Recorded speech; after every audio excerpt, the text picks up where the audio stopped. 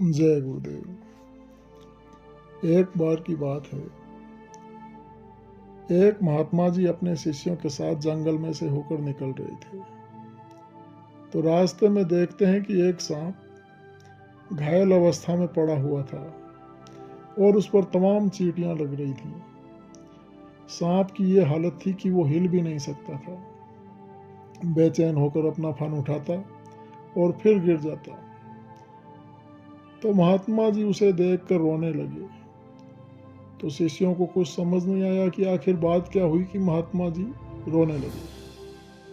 तो शिष्यों ने महात्मा जी से पूछा कि महाराज आप रो क्यों रहे हैं? तो महात्मा जी बोले कि बच्चा देखो, कर्मों का ऐसा विधान है जिसे जीव अपनी अज्ञानता में समझ नहीं पाता है। ये जो सांप तुम देख रहे हो ये कभी गुरु बना था, महात्माओं की नकल की और इतने शिष्य बनाए।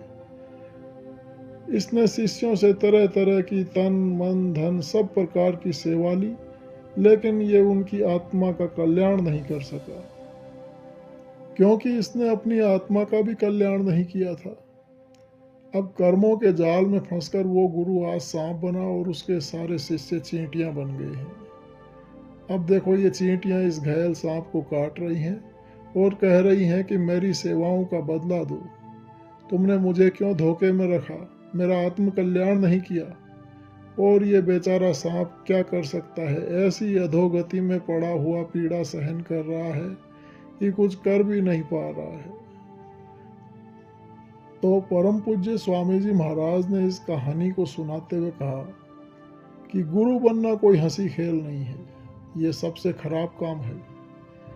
चेले बनाकर उनकी सेवाओं को लेकर अगर उनका आत्म कल्याण नहीं किया तो वे आत्माएं अपना बदला मांगती हैं। गृहस्थों के गाढ़े खून पसीने की कमाई की रोटी खाकर जो साधु उनका कल्याण नहीं करता तो ये रोटियां उसकी आंतों को फाड़ देती हैं। जय गुरुदेव।